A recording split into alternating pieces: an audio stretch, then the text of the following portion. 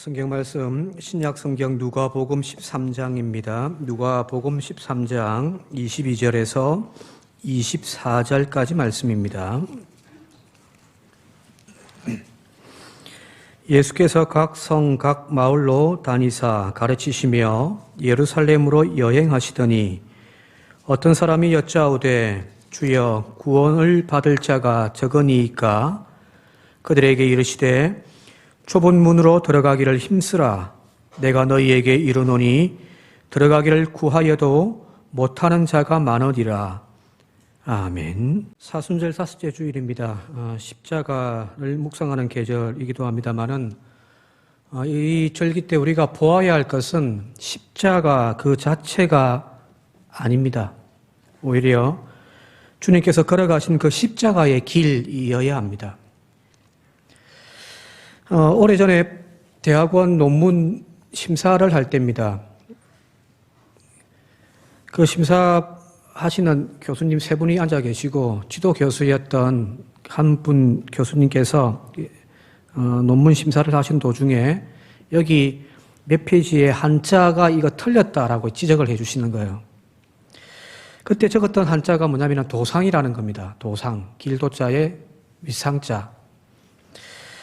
우리가 흔히 말할 때 그 담에색 도상 이렇게 표현하잖아요, 그죠? 엠마오 마을로 가는 그 길의 도상 할 때 그 도상이에요. 즉, 이 도상이란 말은 목적지를 향하여 지금 길을 걸어가고 있는, 진행하고 있는 과정인 거죠, 그죠? 그게 지금 교수님이 지적하신 것은 제가 한자를 잘못 적었다는 거예요. 이제 한번 그림 보시면은. 이 교수님이 제가 적었던 것은 위에 도상을 적었던 거예요. 뭐 길도자, 우리 흔히 알고 있는 그 길도자를 사용해서 그냥 저 위에 도상이라고 적었는데 교수님은 이거 틀렸다, 이거 아니다. 한군이 적은 것은 길 위에 무언가 물체가 정체되어 있을 때, 정지되어 있을 때 그 상태를 나타낼 때에는 길 위에 있는 것. 여기 강대상 위에 지금 제가 서 있잖아요, 그죠? 그때에는 저 길도자를 쓰는 것은 맞는데 한군은 지금 인생의 여정, 과정을 이야기하기 위해서 적었다라고 한다면은 저 위에 도상이 아니라 저 아래에 있는 길도자를 써서 도상이라고 적어야 하는 것이 맞다. 지적해 주시는 거예요. 사실은 한자 안 적어도 되는데 못 낸다고 적어놨거든요.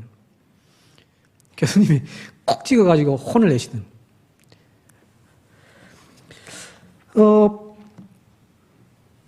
무엇인가를 향하여서 진행해 갈 때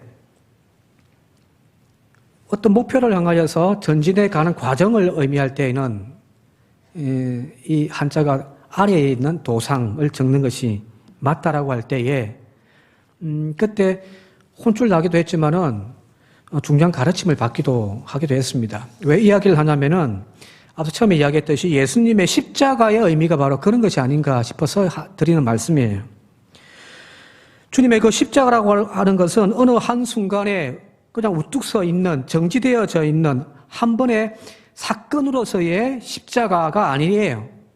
예수님의 십자가는 공생의 전체를 통하여서 진행되어져 왔던 사건이라는 거예요. 이미 예수님께서도 3번씩이나 이 십자가의 죽음을 예고하셨잖아요. 그죠? 예고라고 하는 말이 맞지 않을 수도 있을 것 같습니다. 어쩌면은 예수님은 매 순간순간을 십자가 그 삶을 사셨다라고 이야기하는 것이 맞을 거예요. 일주일에 남겨두고 죽기 직전에 3일 그 마지막 순간에 달리셨던 것이 십자가가 아니라 예수님의 매 순간순간이 사실은 십자가의 삶이었다라는 겁니다. 공생애를 시작하시면서 첫 번째 장면으로 등장하는 광야의 시험, 그죠? 배고픔을 달래기 위하여 돌로 떡을 만들어라 하는 그런 어떤 인간적인 욕망들, 그 욕망에 대하여서 끊임없이 잘라내는 그것이 바로 십자가인 거예요. 자신의 어머니와 가족의 연을 끊고서 하나님의 아들로서의 삶을 선택하신 것, 즉 가족의 연을 잘라내는 것조차도 십자가에 자기를 맞추신 거죠. 한 알의 밀알이 땅에 떨어져 죽지 아니하면은 한 알 그대로 있고 죽으면 많은 열매를 맺을 것이다라고 가르치신 그 말씀의 순간에도 예수님은 지금 십자가를 이야기하고 있는 거예요. 겟세마네 동산에서 기도하시면서 할 수만 있거든 이 고난의 잔을 내게서 옮겨 주십시오.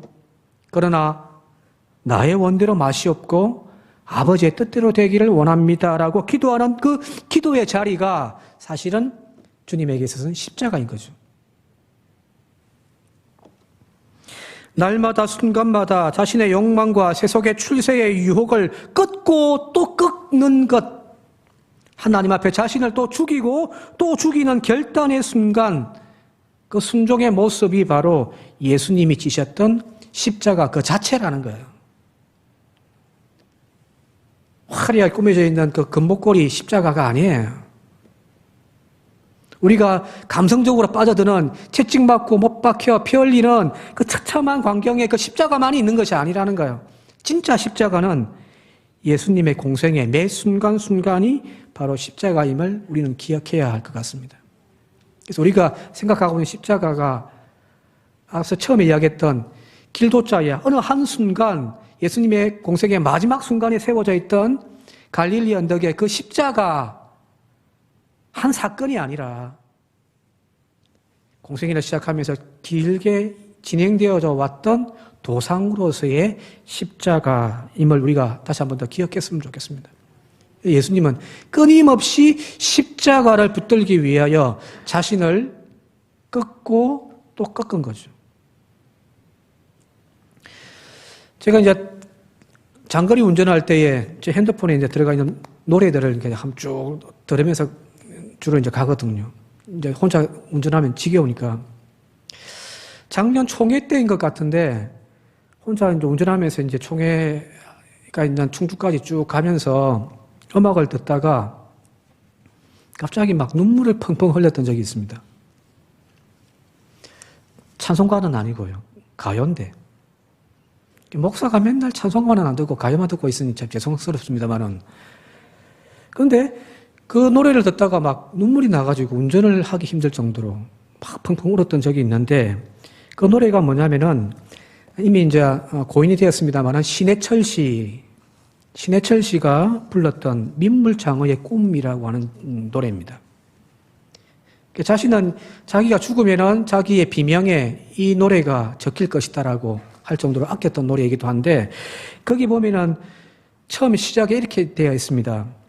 좁고 좁은 저 문으로 들어가는 길은 나를 깎고 잘라서 스스로 작아지는 것일 뿐 이젠 버릴 것조차 거의 남은 게 없는데 문득 거울을 보니 자존심 하나가 남았네. 그런 거예요. 이 노래를 듣다가 막 흐느꼈던 이유가 뭐냐면은 바로 이거죠. 좁고 좁은 저 문으로 내가 들어가기 위해서 저 작은 구멍을 통과하기 위해서 나는 오늘도 나를 깎고 또 잘라내면서 스스로 작아져 가려고 몸부림친다는 거거든.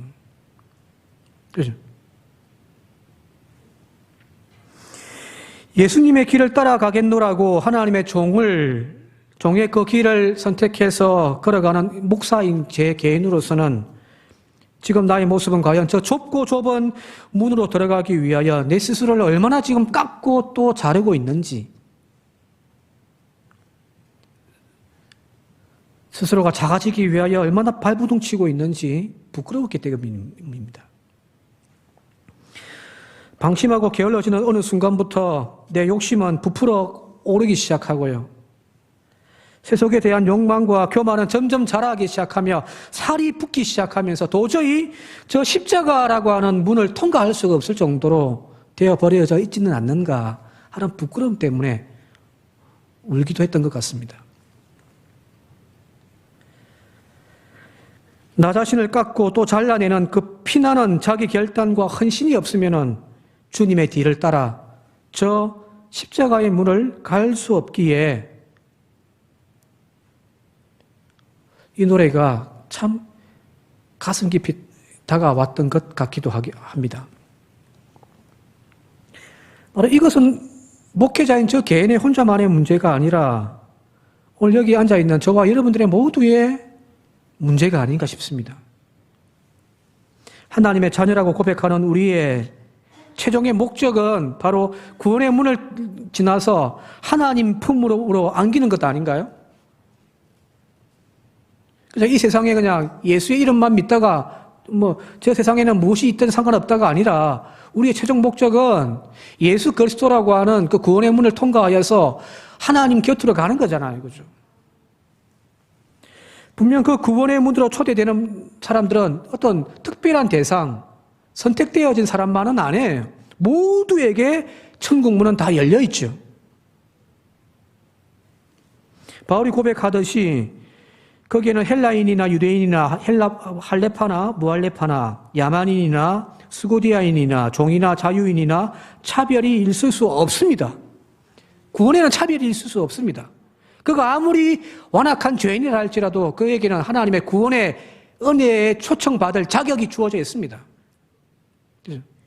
그래서 오직 그리스도는 만유시요 만유 안에 계시는 거예요. 구원의 대상에는 차별이 없습니다. 심지어 인간만이 아니라 하나님의 창조 세계 그 전체가 하나님의 구원의 대상이에요. 그죠? 자, 그런데 문제는 구원받은 자가 들어갈 수 있는 그 문은 넓지가 않다라는 거예요. 좁다라는 거예요. 그래서 그 안으로 들어가는 사람들이 너무너무 적더라는 거예요. 오늘 본문 말씀을 같이 다시 읽어볼게요. 세 번역으로 한번 읽어보겠습니다. 24절입니다. 시작. 너희는 좁은 문으로 들어가기를 힘쓰라. 내가 너희에게 말한다. 들어가려고 해도 들어가지 못하는 사람이 많을 것이다. 라는 거예요. 모두에게 열려있지만, 그러나 그 문은 너무너무 좁아서 그 문으로 통과할 수 있는 사람은 그리 많지 않을 것이다. 라는 거예요. 자, 이 이야기의 시작은 지금 주님과 제자들과 많은 사람들이 지금 함께 동행하면서 걸어가고 있을 때 누군가가, 그는 정확하게 나와 있지 않습니다. 누군가가 묻습니다. 그 질문이 23절인데요. 같이 한번 읽어볼게요. 23절 시작. 어떤 사람이 여짜오되 주여 구원을 받을 자가 적으니까? 라고 묻는 거예요. 길을 가다가 갑자기 이제 생뚱맞게 묻는 거예요. 주님, 구원받을 사람이 숫자가 적습니까? 바로 이 질문을 던지는 사람의 핵심, 질문의 요지는 뭐냐면 구원받는 사람의 숫자이죠. 그죠? 하나님께 선택받고 구원받을 수 있는 그 사람의 숫자가 이 사람에게는 관심이었습니다. 그런데 주님께서 지금 답변을 하시는데 주님의 답변의 핵심은 뭐냐면 좁은 문으로 들어가라는 거예요. 숫자가 많고 적음의 어떤 문제가 아니라 구원의 문의 본질에 대한 이야기를 하고 있습니다. 그 구원의 문이 좁기 때문에 많은 사람들이 그 길로 가려 하지 않는다. 그러나 너희는 나를 따르라. 그 좁은 문으로 들어가기에 힘쓰라는 거예요.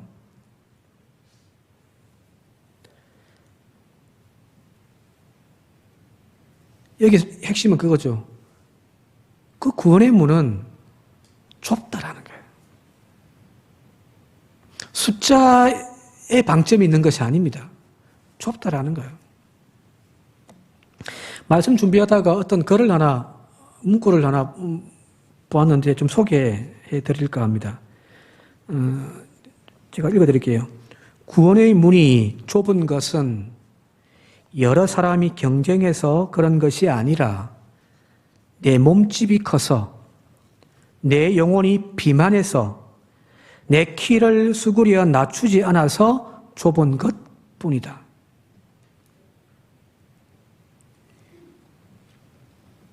좀 가슴에 와닿는 문구가 아닌가 싶습니다. 저기 저 그림에도 나와 있듯이 십자가 저 문을 통과해야 되는데 온갖 세상적인 것들 다 움켜쥐고서 그 문을 통과하려고 하니 통과가 되겠습니까? 못 들어가는 거죠.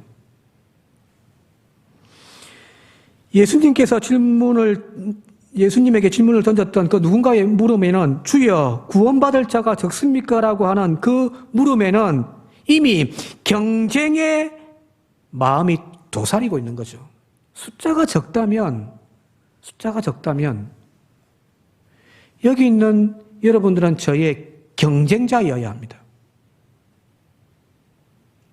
여기서 다 구원받아가지고 천국 들어갈 수 없다면, 그 숫자가 정해져 있고 그 숫자가 또한 적다면 여러분들은 저의 구원받는 일의 경쟁자이라는 거예요. 저 문을 통과할 사람의 수가 적다고 한다면 지금 내 곁에 있는 내 저 형제는 나의 구원의 경쟁자일 뿐이에요.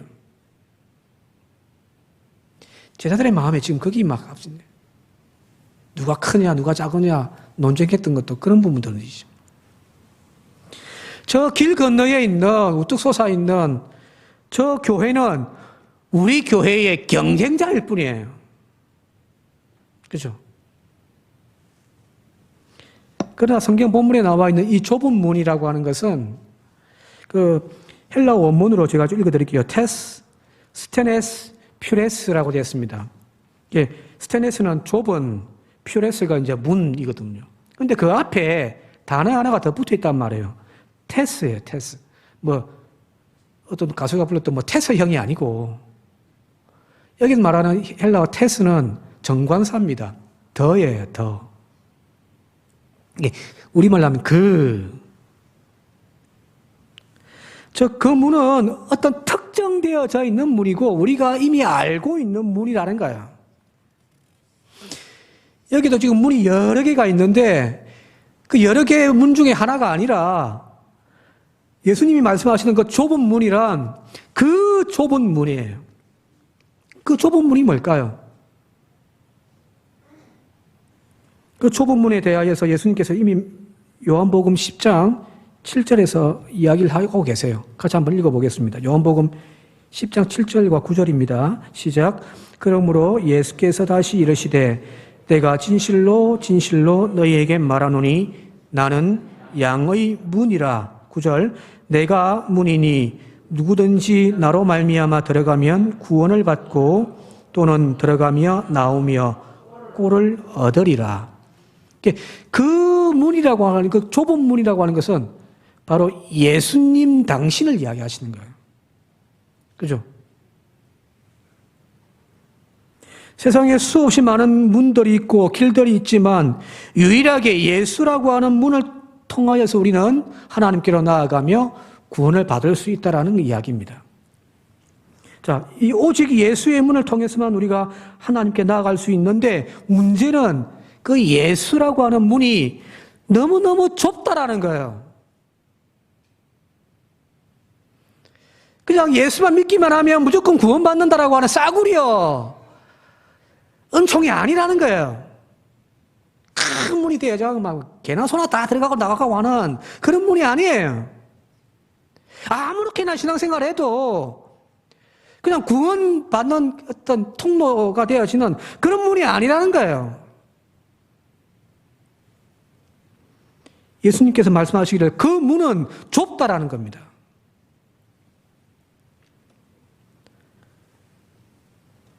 그 주님의 문은 십자가의 길이기 때문입니다. 낮아짐의 길이고요. 세상에 대하여 자신을 끊임없이 죽이는 그 자기 부인의 길이기 때문에 좁은 겁니다. 처음에 이야기했잖아요. 예수님의 공생의 자체가 예수님에게서 십자가의 길이었다고요. 그래서 많은 사람들이 그 길로 가려고 하지 않습니다. 왜? 화려하지도 않고요. 가면 좁고 힘들고 내 거 다 포기하고 가야 되니까 그 길을 가려고 하지를 않는 거예요. 그래서 그 길로 가는 사람들이 수가 적다라고 예수님이 말씀하시는 거죠.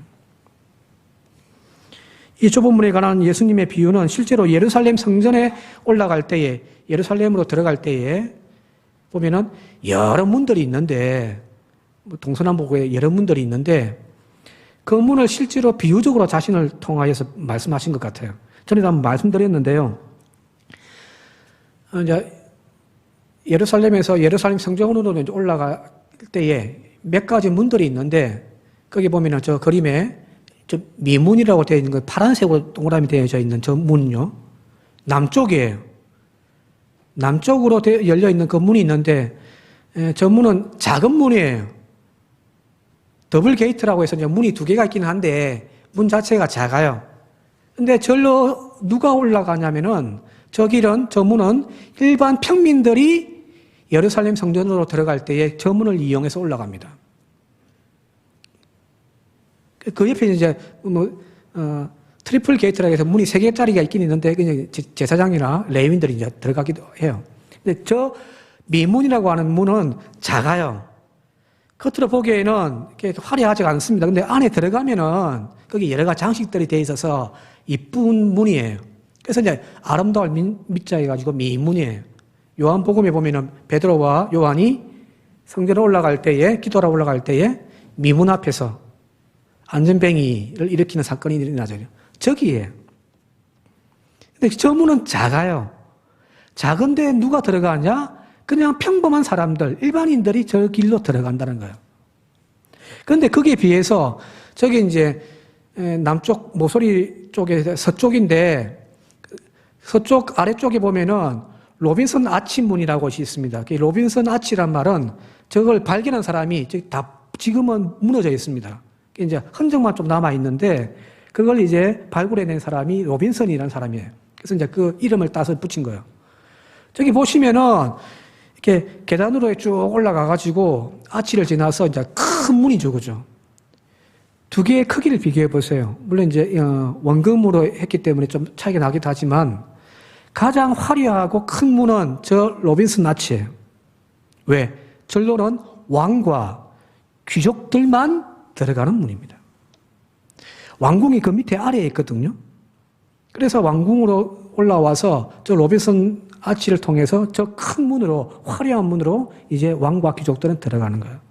반면에 저 위쪽에 이제 노란색으로 되어 있는 저거는 바로 성전 뒤쪽이라 저쪽으로는 대제사장이 관저에서 이제 올라갈 때에 저 문을 이용하는 거예요. 저 문도 보시면은 크고 아름다워요.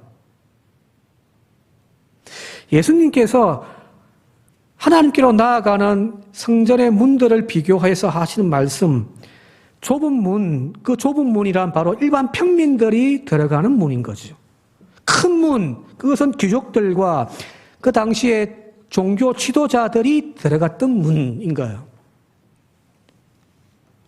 자, 이것을 염두에 두고서 예수님께서 좁은 문이라고 말씀하신 것은 어떤 문 자체의 크고 작음의 의미도 있겠지만 그걸 뛰어넘어서 그 당시에 예루살렘의 성전의 문의 상태를 잘 알고 있는 사람들은 이 이야기 들으면 아, 좁은 문? 아, 미문? 이렇게 나오는 거예요. 문의 크기를 특징하는 것도 있겠지만 그 문으로 들어가는 사람들의 특징을 담고 있는 거죠. 그죠? 자, 목사는 이쪽 문으로만 와야 된다면은 이거는 목사의 전용인 거죠. 그죠? 교인들은 절로 와야 되고 애들은 일로 와야 된다고 한다면은 자, 좁은 문 하면 아, 무슨 문 이렇게 나오는 거예요. 누가 이용하는 문인가가 나온단 말이에요.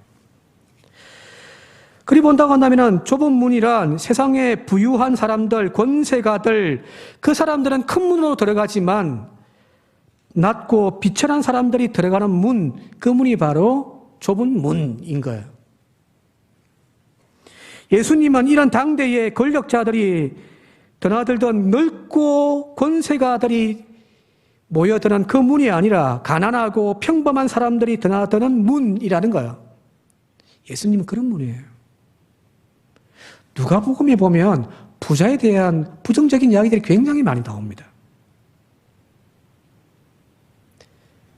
부자들은 천국에 합당하지 않다고 이야기해요. 예수님과 함께 할 수 있는 그 사람이 되기 위해서는 부유해서는 안 된다는 거예요. 마음의 부유함, 어떤 정치적인 부유함, 물질의 부유함, 오히려 죄인들과 세리들의 친구였던 예수님, 그 예수님의 삶은 곧 좁은 문인 거죠. 그죠? 낮은 자리로 내려가서 그 사람들과 함께 피부를 부딪히고 함께 막 울고 웃고 하신 그 예수님의 삶 자체가 바로 좁은 문인 거예요. 그래서 예수님의 삶은 언제나 가진 자의 모습이 아니라 가난한 자가 약한 자의 벗으로 사셨다라는 거예요. 교회가 구원의 문이라고 많이 이야기하시는데 교회가 부자들이 많이 모인다고 좋은 교회가 아니에요. 오히려 지역에 그냥 평범한 사람들 혹은 우리의 돌봄이 필요한 그 사람들이 교회에 와서 쉼을 얻고 안식을 누리며 삶의 활력을 누릴 수 있는 그 교회가 바로 구원의 문이고 좁은 문인 거죠.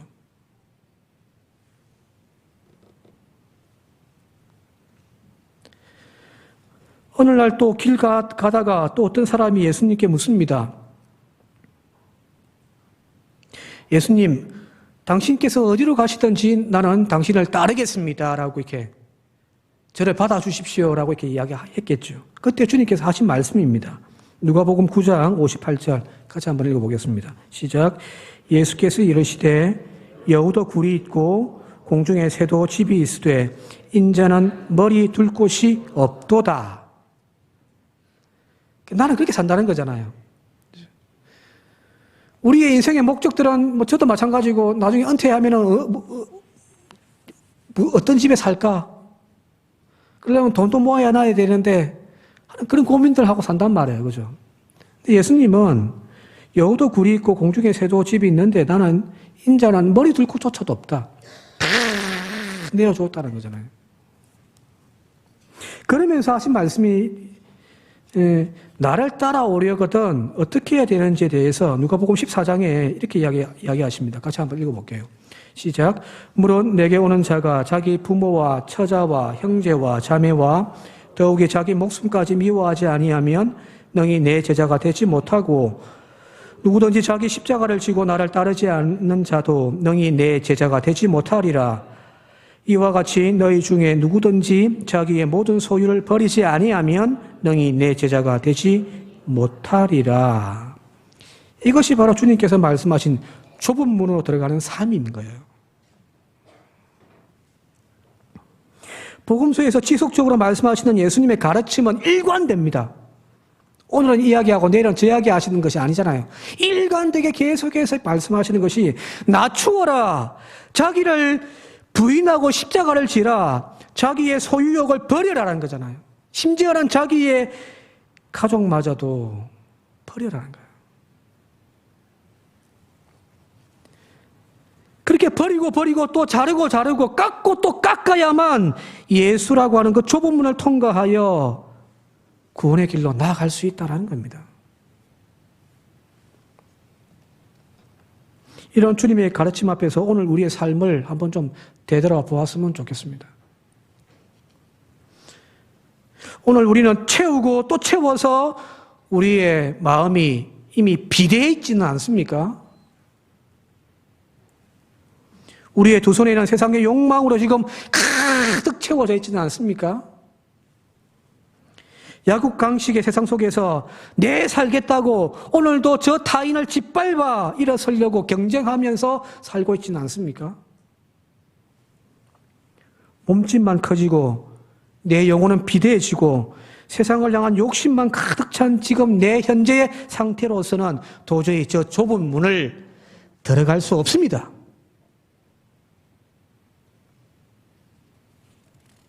예수만 믿으면 구원받는다고요. 주님이 우리에게 말씀하시잖아요.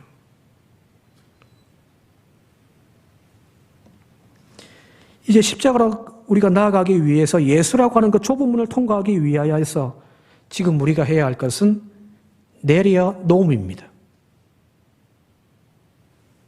자기를 부정해야만 합니다. 나의 욕망과 그 이기심을 오늘도 못 받고 또 죽여서 십자가를 붙잡아야 한다는 거예요. 내가 살겠다고 너를 죽이는 그 생존의 삶에서 내가 너를 살리기 위하여 나를 죽이노라고 하는 그 십자가의 삶을 선택하는 저와 여러분들이 되시기를 바랍니다. 그게 바로 십자가를 우리가 묵상하는 신앙의 모습이 아니겠습니까? 눈물 몇 방울 흘린다고 십자가를 묵상한 것이 아니에요.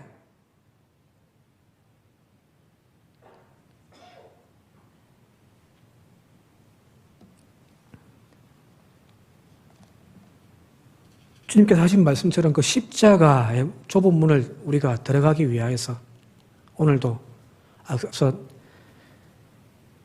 노래의 가사를 읽어드렸습니다마는 나를 깎고 또 잘라 스스로 작아지는 방법밖에 없습니다. 그런데 문제는 그렇게 산다고 다짐하고 묵상해보지만 말처럼 그렇게 쉽지가 않잖아요. 그죠? 그죠? 예수님 뒤따라가겠습니다. 하지만 어느 순간 막 또 살쪄버린 내 모습을 보게 되어진단 말이에요. 내 세속적인 욕망을 깎고 또 잘라내지만 어느 순간 되돌아보니까 또 자라고 또 자라있는 내 영혼에 세상적인 욕망들이 가득 차 있음을 우리는 발견하게 되어집니다. 왜 그러냐면 밭에 잡초를 뽑아도 뒤돌아서면 또 올라오는 것이 잡초이듯이 우리의 죄성이 끊임없이 우리의 영혼을 잠식해 가고 있기 때문입니다. 게을러서는 안 됩니다. 기도가 멈춰져서는 안 돼요. 사도 바울은 자신의 사랑하는 아들 디모데에게 이렇게 당부의 편지를 보냅니다. 디모데전서 4장 7절입니다. 망령되고 허탄한 신화를 버리고 오직 경건에 이르는 연습을 하라는 거예요. 훈련을 하라는 거예요. 육체의 연습은 약간의 유익이 있으나 경건한 범사에 유익하니 금생과 내생에 약속이 있느니라. 바울이 자신의 제자 디모데에게 당부하는 이 경건의 연습이 뭘까요? 다른 것이 아닐 겁니다. 끊임없이 내 속에 세상적인 욕망들이 또 자라고 또 자라는 것을 방치하지 말라는 거겠죠. 그죠? 쓸데없이 붙고 붙는 욕망의 그 살을 또 깎고 또 깎는 것이겠죠. 끊임없이 자기를 부정하는 그 훈련, 그 연단이 우리들 가운데 없다면 어느 순간 십자가의 그 앞에서 우리는 뒤돌아 쫓겨갈 수밖에 없을 겁니다. 30배, 60배, 100배의 결실의 열매로 그 결실로 하나님께 우리가 기쁘게 할 수도 있겠지만은 그러나 주님이 정말 원하시는 것은 피워내고 깎아내는 무던한 그 경건의 훈련을 통하여서 나라고 하는 인격과 존재는 이제 사라져버리고 내 속에 예수 그리스도가 새겨지고 남아있는 그 신앙이 진짜 주님이 원하시는 모습이 아닐까 싶습니다. 30배, 60배, 100배가 중요한 것이 아니에요. 기본이 안 돼 있는데, 그죠? 그죠? 우리 교회가 뭐 1000명, 10,000명, 무슨 소용이 있습니까? 기본이 안 돼 있다면요. 전부 영적으로 비만 상태에 있다고 한다면은 그 교회가 무슨 의미가 있겠어요? 이번 한 주간 바라기는 깎고 또 잘라내십시오.